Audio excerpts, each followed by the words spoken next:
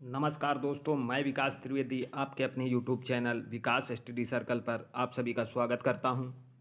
दोस्तों, पॉलिटी की previous class में हम लोगों ने देशी रियासतों का भारत में विलय और भारतीय संविधान के भाग पर चर्चा की थी, जिसमें हमने आपको बताया था कि जूनागढ़ रियासत को जनमत संग्रह के आधार पर और हैदराबाद रियासत को पुलिस कार्रवाई के माध्यम से और जम्मू कश्मीर रियासत को विलय पत्र पर हस्ताक्षर के माध्यम से भारत में मिलाया गया था।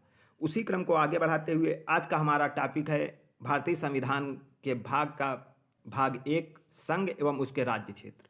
दोस्तों, जो संघ एवं उसके राज्य क्षेत्र हैं, इनका वर्णन संविधान के अनुच्छेद 1 से 4 तक है। तो आज हम संविधान के अनुच्छेद 1 से 4 तक चर्चा करेंगे। और हमने आपको बताया था दोस्तों कि भारतीय संविधान के जो भाग 22 भागों में विभाजित किया गया है भारतीय संविधान को, और उसमें 395 अनुच्छेद डिवाइड हैं। तो 22 भागों में 395 अनुच्छेदों का वर्णन किया गया है। उसमें हमारा आज का टॉपिक है भाग 1, अनुच्छेद 1 से 4 तक। दोस्तों, उसके बाद हम लोग आज की क्लास में राज्यों का पुनर्गठन पढ़ेंगे। राज्य पुनर्गठन या भाषाई आधार पर राज्यों का पुनर्गठन कैसे हुआ। तो वीडियो को अंत तक बिना स्किप किए हुए बहुत ध्यान से देखना और ज़्यादा से ज़्यादा लाइक करें, शेयर करें और चैनल को सब्सक्राइब जरूर करें। दोस्तों, बहुत इंपॉर्टेंट चैप्टर है, क्योंकि भाषाई आधार पर बनने वाला पहला राज्य बहुत पूछा जाता है, और उस समय उसकी क्या राजधानी थी और किस आयोग का गठन किया गया था, कैसे उसमें सदस्य कौन थे, बहुत पूछा जाता है। तो इम्पॉर्टेंट वीडियो है सभी परीक्षाओं के लिए। तो अंत तक बिना स्किप किए हुए देखें और ज़्यादा से ज़्यादा शेयर करें और चैनल को सब्सक्राइब जरूर करें। दोस्तों, तो शुरू करते हैं आज का अपना चैप्टर, संघ और उसका राज्य क्षेत्र। दोस्तों, हमारा चैप्टर है संघ और उसका राज्य क्षेत्र। दोस्तों, ये संविधान का भाग 1 है। भाग 1 में हमने आपको बताया था प्रीवियस क्लास में कि भाग 1 में संघ और उसके राज्य क्षेत्र के बारे में वर्णन किया गया है, और ये अनुच्छेद 1 से 4 तक वर्णित है। अनुच्छेद 1 से 4 तक। तो दोस्तों, सबसे पहले देख लेते हैं, भारत राज्यों का संघ है। जब हमने प्रस्तावना पढ़ी थी तब हमने आपको बताया था कि भारत राज्यों का संघ है, जिसमें 28 राज्य और 8 केंद्र शासित प्रदेश हैं। तो दोस्तों, भारत जो है वो राज्यों का संघ है, और जिसमें 28 राज्य और 8 केंद्र शासित प्रदेश हैं। तो इसमें अनुच्छेद 1 में दोस्तों क्या लिखा हुआ है कि भारत अर्थात इंडिया राज्यों का संघ होगा। अनुच्छेद 1 में ये वर्णन किया गया है। और उसके बाद राज्य और उनके राज्य क्षेत्र में वे होंगे जो पहली अनुसूची में विनिर्दिष्ट हैं। दोस्तों, जब हमने अनुसूची पढ़ी थी तब हमने आपको बताया था कि अनुसूची 1 में ये पहली वाली लाइन लिखी हुई है कि भारत जो है, भारत संघ राज्य है, और इसमें 28 राज्य और 8 केंद्र शासित प्रदेश हैं। पहली अनुसूची में यही वर्णित है। और अनुच्छेद 1 में लिखा हुआ है राज्य और उनके राज्य क्षेत्र वे होंगे जो पहली अनुसूची में विनिर्दिष्ट हैं। तो दोस्तों, पहली अनुसूची में भारतीय संघ के घटक राज्यों और उनके केंद्र शासित राज्यों का वर्णन है, या संघ शासित राज्यों का वर्णन है। उसके बाद दोस्तों, अनुच्छेद 1 में क्या लिखा हुआ है कि भारतीय संविधान में फेडरल के स्थान पर यूनियन शब्द का प्रयोग किया गया है। दोस्तों, फेडरल की जगह पर यूनियन शब्द का प्रयोग इसलिए किया गया है कि ये जो यूनियन शब्द है ये अधिक एकता का बोध कराता है। अधिक एकता का बोध यूनियन शब्द कराता है। उसके बाद अनुच्छेद 1 में और क्या है दोस्तों, जिसके अनुसार भारत का कोई भी भूभाग भारत से अलग नहीं हो सकता है। दोस्तों, अनुच्छेद 1 के अनुसार भारत का कोई भी भूभाग भारत से अलग नहीं हो सकता है। उसके बाद हम देखते हैं कि अनुच्छेद 2 क्या कहता है हमारा भारतीय संविधान का अनुच्छेद। भारत की संसद को विधि द्वारा संघ में नए राज्यों का प्रवेश या उनकी स्थापना की शक्ति प्रदान की गई है। तो दोस्तों, भारत की संसद को विधि द्वारा ये मतलब शक्ति प्रदान की गई है कि वो नए राज्यों का प्रवेश या उनकी स्थापना कर सकता है, उनकी सीमाओं में परिवर्तन कर सकता है, उनके नामों में।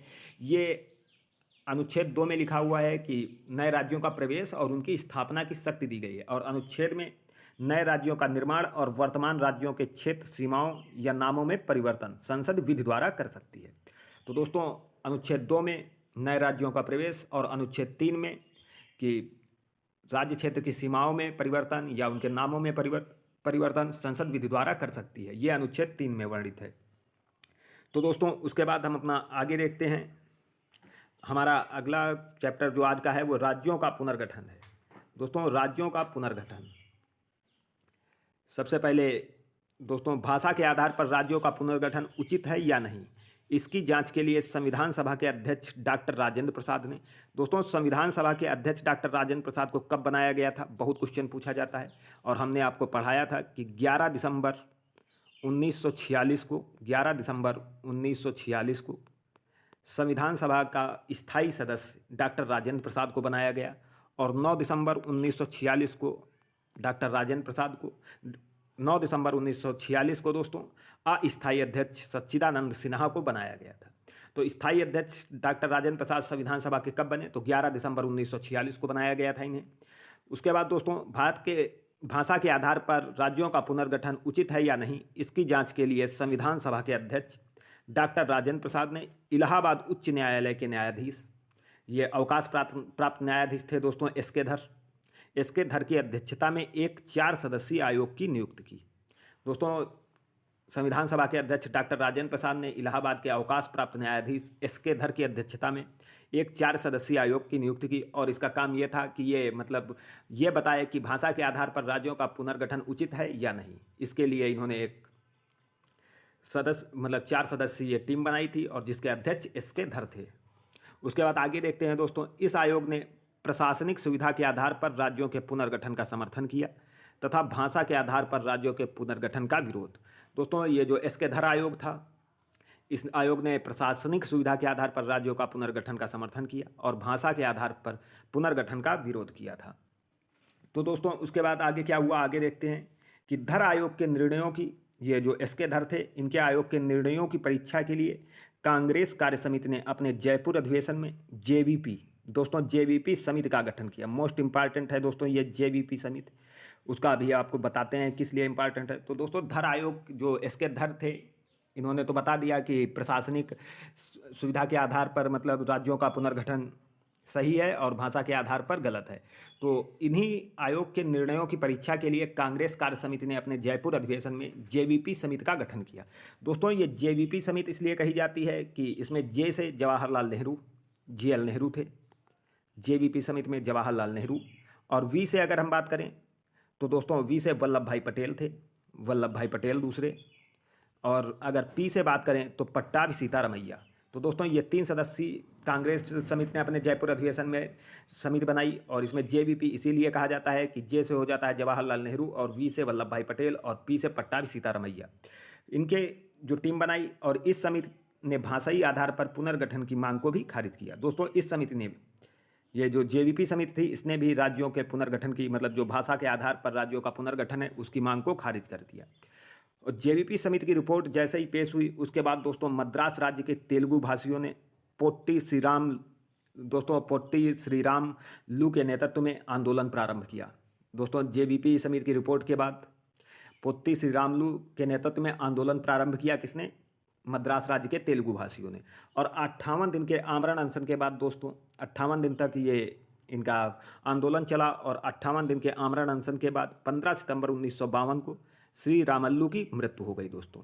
और जैसे ही दोस्तों रामल्लू की मृत्यु हुई 15 दिसंबर 1952 को, उसके बाद तुरंत प्रधानमंत्री उस समय जवाहरलाल नेहरू ने तेलुगु भाषियों के लिए पृथक आंध्र प्रदेश की घोषणा कर दी।